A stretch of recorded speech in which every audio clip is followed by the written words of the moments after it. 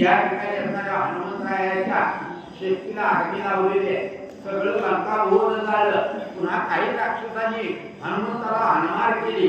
त्याला वाटलं वानर गेले म्हणून सगळे जवळ आले आणि पुन्हा हनुमंताने काय केलं तर त्या सभागृहामध्ये असणारा जो काही एक अष्टकोनी खांब होता तो खांब उपडला आणि जो जो जवळ येईल जो हाताला ह्याच्यामध्ये सापडेल त्या प्रत्येकाला म्हणजे असणारा मार द्यायला चालू केला आणि अशा त्या खांबाच्या मारानं असंख्यात राक्षसांचा निपात माझ्या हनुमानाने केलेला आहे. हात पाय मनगट नाळे अस्ति शिर कंठ आणि पाठ पोट पाठीचे करुणी पीठ केली कवट अवघ्यांची. आता आपल्याला माहिती आहे प्रत्येकाला अनुभव येणारी गोष्ट आहे. भांडणं लागली आणि जर रागाने एकमेकाला मारत असलं तर नियम धरून मारत का मी हितच मारीन म्हणून लागल तिथं लागल. मग कुणाच्या पाठीत मारतय कुणाच्या पोटावर मारतय कुणाच्या डोक्यात मारतय कुणाच्या नडक्यात सडतय कुणाच्या पिंढऱ्यावर पडतोय कुणाच्या आसड्याचं पारवं तुकडं केलं कुणाच्या मध्ये सगळ्या हाडाचं पीठ केलं. अशा प्रकारे त्या सर्व राक्षसांची अवस्था म्हणजे माझ्या हनुमंतरायाने केलेली आहे. ऊर्ध्वगती अधोगती पुढती नव्हे परर प्राप्ती आईचे राक्षस मारोडी मारुती पुन्हा तिची तेनेले. पहा कुठल्याच बाजूने त्या राक्षसांना पळायला किंवा बाहेर निघायला जागा राखली नाही. कुणीकडे जरी गेलं तरी आडवा आपण ते उंदराचे आणि मांजराचे खेळलो. उंदराला मांजर सहजासहजी मारत नाही सोडून देतं. उंदराला वाटतं आता मी याच्या तडाख्यातून सुटलो पण ते कुणीकडे जरी पळालं तरी त्याला आडवं जाऊन पुन्हा आम्ही त्याला खेळवतो. तसं हनुमंताने त्या राक्षसांची अवस्था केली पण नाथरायाने ते शेवटी शब्द वापरला काय गुणातीत ते केले मुक्त केले राक्षस कपीकुळ उद्धारले मुक्त केले. मारला हा शब्द नाथरायाने नाही वापरला कारण भगवंताच्या हातून भगवंताच्या समोर किंवा भगवत भक्ताच्या हातून आणि भगवत भक्ताच्या हातून समोर जर मृत्यू आला तर त्याला मृत्यू मानता येत नाही. त्याला मोक्ष म्हटलं जातं. पुनरपि जननम पुनरपि मरणम पुनरपि जननी जननी शयनम. या जन्म मरणाच्या राट गाड्यातून तो जीव मुक्त होतो. मग तू अवघाची सुकृत होशी जन्मजन्मीचे दुःख विसरते. ही अवस्था त्या राक्षसांची माझ्या हनुमंताने केले. काय सांगू या संतांचे उपकार. अशा प्रकारे त्या राक्षसांचा उद्धार माझ्या हनुमंतरायाने केला. इंद्रिय अवघिती गुणवती इंद्रिय देवता नाना रूप ज्योती जीवे मारुया मारुती गुणातीती तेलेले. हा देह लागला. या देहाला 5 ज्ञानेंद्रिय आणि 5 कर्मेंद्रिय. पुन्हा या देहाला असणारे सर्व जे अवयव आहेत त्या प्रत्येक अवयवाची एक अधिष्ठात्री देवता म्हणजे हा देह माझा म्हटलं तरी मी त्याचा मालक होऊ शकत नाही. कारण देह हे काळाचे धन कुबेराचे येथे मनुष्याचे काय आहे. मग आता या सगळ्यांच्या याच्या घराड्यामध्ये आत्मा रूपी राम अडकलेला देहामध्ये. तैसा हृदया माझी असता सर्व सुखाचा आरास असं मग या सगळ्याच्या गराड्यातून त्या जीवाला मुक्त करण्यासाठी मग काय करावं लागेल तर ही जी सर्व बंधनापासून मोकलेल्या काही देश आणि विधी सावक आहे असं प्रत्येक जीवाला या देहाची जी बंधनं लागलेली होती त्या बंधनातून मुक्त केलं आणि या ठिकाणी असणार गुणातीत केलं म्हणजे प्रत्येक जीव कुठल्याही गुणा तिन्ही गुणामध्ये असते प्रकाराचे तीन कामे येणे जना मग काय असणार रजोगुण असेल तमोगुण असेल सत्वगुण असेल किंवा चौथा शुद्ध सत्वगुण असेल तरी सुद्धा तो गुणच आहे आणि गुण म्हटलं की पुन्हा त्यासाठी माघारी यावंच लागतं कारण जन्म घेतलेला आहे वासनेच्या संगे म्हणून गुणातीत काही केले गुणच शिल्लक राखला नाही माग काही करायचं नसेल तर वाट कोणाची बघावी आपल्याला माहित आहे तिसऱ्याला दहाव्याला सगळे घरवार काय पडते ते असं करीत तसं करीत त्याच्या होत तरी तुला कावळा शिवत आणि काही जणांची अवस्था अशी असते निवड ठेवणारा अजून हात बाजूला काढतो तो कावळा येऊन कारण काय असते त्याच्या अपेक्षा संपलेल्या तशा प्रकारे या राक्षसांना म्हणजे माझ्या हनुमंतरायाने गुणातीत केलेला आहे म्हणजे गुणा वेगळा केलेला आहे श्रीराम भक्ताचे निज हस्ती जे जे निमती मार्ग युक्ती ते ते पावती गुणातीती भक्ताची ख्याती पैरायची नाथराय सांगताय श्रीराम भक्ताचे निज हस्तीने अगोदर भगवत भक्ताच्या हातून ज्यांचा ज्यांचा देहत्याग होतो हात होतो ते त्यांना मृत्यू मिळत नाही तर त्यांना या ठिकाणी असणार काय तर मुक्ती प्राप्त होतो पुन्हा त्यांना जन्माला यावं लागत नाही अशा प्रकारची शक्ती कुणाची आईचा संतांचा महिमा तुका म्हणे झाली सीमा एवढं सामर्थ्य भगवत भक्तामध्ये आहे हरी भक्ताचे दृष्टी पुढे मरे त्याचे भाग्य झाले जाणती गुणांचे साकडे पावती रोकडे परब्रह्म असा मृत्यू यावा पण तेवढं भाग्य आपलं नसतं महाराज एवढं पुण्य आपण केलेलं नसतं नाथराय सांगतात हरिभक्तांच्या दृष्टी पुढं मरे त्याचे भाग्य गाडे मावशी एखादा माईक तिकडे देऊ द्या का माईक शिल्लक आहे एखादा माईक तिकडे देऊ द्या का जरा तुमच्याकडे जाय काय आम्हाला पण गोड वाटायला लागले रात्रभर काय काय मिळलं नव्हतं बोलू नका हरी भक्ताचे दृष्टी पुढे मरे त्याचे भाग्य झाले जाणती गुणांचे साकडे पावती रोकडे परब्रह्म हरिभक्त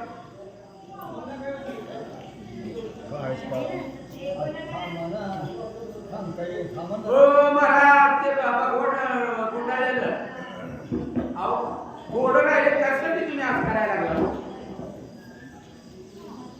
कथेकडे आमचं गोवेकडे लक्ष लागणार पहा म्हणजे या ठिकाणी नातराला सांगतात बोलू नका अजिबात कोणी बोलू नका चला आरती काय आता आरती झाली संपला या ठिकाणी असणाऱ्या हरिभक्ताच्या दृष्टी समोर ज्याचा मृत्यू होतो त्याचं भाग्य अतिशय मोठं परम भाग्य म्हटलं जातं पण आपण बघतो आता उद्या आषाढी सोहळा आहे काय वेळेला सोहळ्यामध्ये एखाद्याचा असणारा प्राणत्याग मृत्यू होतो पण त्याच्या कुटुंबातले म्हणतात आता इथून पुढं पंढरपूरचं नाव काढायचं काय तिथं जाऊन करायला आमचा मेला तेव्हापासून आम्ही पंढरपूरवर आता अशा ठिकाणी मृत्यू आलेला चांगला का वाईट पण आम्ही म्हणतो नाही तिकडे गेले की आमच्या इतकी जण तिकडे जाण्यात सुटले आणि नाथराय सांगतायत संतांच्या भगवत भक्तांच्या नजरेसमोर ज्यांना मृत्यू होतो त्यांच्यासारखे भाग्यवान दुसरे कोणीच नाहीये कारण काय होतं भाग्यवान का म्हणावं लागतं तर तिन्ही गुणापासून त्याला वेगळं केलं जातं. कुठल्याही गुणामध्ये अडकलं की जन्माला यावं लागतं. एकदा गुणातीत कोण आहे? फक्त एकच भगवान आहे. निर्गुण निराकार नाही त्या आकार जे असा निर्गुण गुणातीत म्हणजे कोण झाला? प्रत्यक्ष परब्रह्म प्राप्त होत म्हणजे स्वतः परब्रह्म होता. आसो आईसे रणवित्पत्ती सैन्य मारिले मारुती तव सन्मुख झाला लंकापती मरणावरती धासत. अशा प्रकारे या असणारी रणाचा पराक्रम माझ्या हनुमंतरायांचा झालेला आहे. असंख्याक राक्षस मारले गेले, गणतीच करता येत नाही. एवढं सगळं झालंय. हनुमंताच्या शेपटीला आग्नी लागलेली आहे. बाकीचे राक्षस मार खाऊन बाजूला गेलेले आहेत. पण आता काहीतरी केलं पाहिजे, याच्यावर काहीतरी उपाय केला पाहिजे. म्हणून स्वतः राजा रावण समोर आला. पण समोर जरी आला तरी तो काय धाडसानं धैर्यानं आला नाही. त्यालाही आपल्या मृत्यूचं भय होतं. मनामध्ये दुखदुखी होती. काय सांगावं हे माकड मुक्तेने अजून काय करतोय, अशा प्रकारचा धाक, अशा प्रकारची भीती त्या राजा रावणाला वाटू लागलेली आहे. रावण धाकत निज चित्ते ते सैन्य मारिले हनुमंते आता आल्या मज भवते कोण कपिते निवारी. राजा रावणाच्या मनाला धाक लागलेला आहे.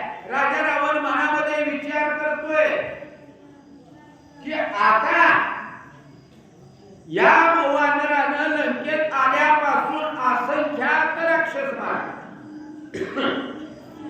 कितीतरी मोठमोठाले आपले वराडे वीर मारले, कुणी या वानराला अडवू शकलं नाही. मग आता तर माझ्या शेजारला जवळपास मला वाचवणारा कोणी नाही. आणि जर हे वानर माझ्याकडे आलं आणि माझाच घात जर ते करू लागलं तर याच्या मारापासून मला आता कोण सोडवल, अशा प्रकारचा धाक, अशा प्रकारचा विचार राजा रावणाला वाटू लागलेला आहे. रावणा तुझे धाई माथे कपी म्हणे आखया कुमार केला पुराण इंद्रजितासी रण भेदला आणि जरी मारिले निशाचरा कोण वानरा निवारी. राजा रावण विचार करू लागलेला आहे. कारण राजा रावणाची जेवढी मुलं होती, जेवढे प्रधान होते, त्यांच्या बळावरच राजा रावणानं या ठिकाणी देवाला बंदी घातल्यामध्ये टाकलं. राजा रावणाच्या सैन्यापुढे कुणाचंही काही चालत नव्हतं. मग त्या ज्येष्ठ श्रेष्ठ असणारे त्यांचा अखया लाडका धाकटा पण बलवान होता, त्या अखयाचा सुद्धा हनुमंताने घात केला. पण ज्याच्या बळावर इंद्राला जिंकलं, त्या मेघनाथाला इंद्राला जिंकलं म्हणून इंद्रजीत पदवी मिळाली. त्याला भेदरा सोडला मध्ये पळून गेला. रणांगणातून पळून जरी कपाऱ्यामध्ये गुहेमध्ये लपला. एवढं सामर्थ्य, एवढं बळ या वानरामध्ये आहे. आणि जर यानं मला मिठी मारली, हा मला जर मारून लागला तर याच्यापासून मला कोण सोडवेल. रावणा तुझे राही माथे नभी म्हणे म्या तोडावे हाते परिमज वारिले श्री गुणाते जे तुझं निज हस्ते मारावे. रावण जवळ आलेला माझ्या हनुमंतरायांनी पाहिलं आणि कसं असतंय, समोरचा घाबरलेला दिसला की अंगात बळ नसलं तरी माणूस न्याटतो. मग इथं तर माझ्या हनुमंतराय पहिलेच बलवान आहे आणि राजा रावण पहिल्याच निम्मा मेलेला आहे. घाबरत पुढे आलाय म्हणजे मरणाची भीती. तेवढ्यात हनुमंतराय म्हणतात, रावणा अरे तुझी 10 शिकायत नाही, द्राक्षी फुटल्यासाठी नाकाने एक एक एक एक एक एक करून टाकले. मला काही सुद्धा वेळ लागला नसता, पण शेवके करावे मला आगाऊपणा करता येत नाही. तुला वाचवलं, मी वाचवत नाही म्हणजे तुला वाचवलं त्या रघुनाथाने. मला अडवलंय त्यांनी. त्यांची आज्ञा आहे की रावण हा तुझा हिस्सा नाही, रावण माझा वाटा आहे, तू रावणाला मारू नको असं रामरायांनी सांगितलं. म्हणून तुला सोडतो. श्रीरामाची मर्यादा रेखा कपीस नुजन धरे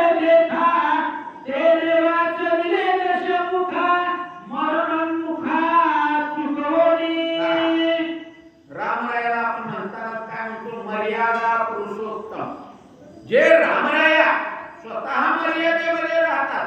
बघा रामरायाचं संपूर्ण चरित्र प्रत्येक गोष्टीत काही केलं तर मर्यादित आहे, मर्यादा ओलांडलेली नाहीये. म्हणून रामाचं चरित्र आचरायचं आणि कृष्णाचं ऐकायचं, उच्चारायचं. कृष्णाचं उच्चारायचं आणि रामाचं आचरणाचं. आता ते मर्यादित हनुमंतराय म्हणतोय माझ्या रामरायाची असणारी मर्यादा की माझ्या त्याला उल्लंघन करणं शक्य नाही, कदापिही ते शक्य होणार नाही. आणि म्हणून तुला मरणाच्या दारात येऊन सुद्धा या ठिकाणी म्हणजे तुला सोडवलेलं आहे. तू इथं वाचलेला आहे. आई सागरात जोडी दशानना आणि झाडोरी लंका मोहना मग कपी परतला आपण श्रीरामचरणा वंदावया. आणि अशा प्रकारे राजा रावणाला गांधलं, राजा रावणाला त्रास दिला, त्याची फटफटीती केली. लंका नगरी पूर्णपणे लंका नगरी जाळली. आणि पुन्हा मग आता आपण म्हणतोय बघा जातो माघारी पंढरीनाथ. हनुमंतरायाने काय विचार केला, आपल्याला सांगितलेलं तेवढं काम झालेलं आहे. आता आपण म्हणजे लगोलग आपापल्या जागेला गेलं पाहिजे. आपण आता रामरायाचं दर्शन घ्यायला जावं असा विचार हनुमंतांनी केला. सीतेशी घालोनी लोटांगणा आणि तिशी होनी अनन्य शरणा कपी परतला आपण श्रीरामचरणा वंदावया. बुद्धिमत्ता वरिष्ठ उगत म्हटलं जात नाही. हनुमंताचं काम झालेलं होतं का नाही? सीतामातेची आज्ञा तर कधी घेतलेली होती? ज्या वेळेला खून दिली त्यावेळेला सांगितलं होतं हनुमंतात जा म्हणून. हे नाटक पुन्हा झालं सगळं, पण आज्ञा कधी मिळालेली होती? त्यावेळेला. मग हनुमंताला गपचूप जायला काय हरकत नव्हती. आपण तेच करतो महाराज. आता बघा महाराजांनी मला कालच सांगितलं 8 लाख आल्याचं कीर्तन आपण चालू करणार. इथले मठातले थांबतील, पण आपले जे आता 4-5 शिल्लक राहिले त्यात ते किती थांबतात बघा. महाराजांना जाऊ का म्हणून सुद्धा विचारणार. झालंय ना तसं केलं नाही हनुमंतरायाने. पुन्हा अशोकवनामध्ये गेले, आई साहेबांना लोटांगण घातलं आणि पुन्हा परवानगी मागितली. आई साहेब आम्ही जातो, तुम्ही कृपा असू द्यावी. मस्तक मणी घेऊनी खुना आणि खुन पुसोनी मुख वचना कपी परतला आपण श्रीरामचरणा वंदावया. आणि जी खून वस्तू म्हणून दिलेली मस्तक मणी चुडामणी दिलेला होता तो घेतला. पुन्हा मुखाने सांगायचं म्हणजे जे काही गुह्य आहे ते गुपित आहे तेही खून घेतली आणि रामरायाला नमस्कार करण्यासाठी रामरायाची भेटी घेण्यासाठी या ठिकाणी असणार हनुमंतराय निघाले. आवडी मानसी जावे पंढरीशी कधी एकादशी आषाढी या ओढीने हनुमंतराय निघाले. मुखी श्रीराम नामावरती आणि हृदय श्रीरामाची मूर्ती देह विकला श्रीराम कीर्ती अनन्य भक्ती हनुमंते. काय केलं? मुखी श्रीराम नामावृत्ती. नाम नुसतं म्हटलं नाही, नामावृत्ती घेई घेई माझे वाचे नित्य आवर्तन चालवायसारखी.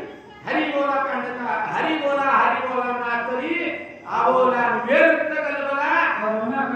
आतापर्यंत काय चालू होतं पहा. हनुमंतरायाने नित्य रामनामाचं स्मरण आहे आणि नुसतं मुखामध्ये ऐकावं.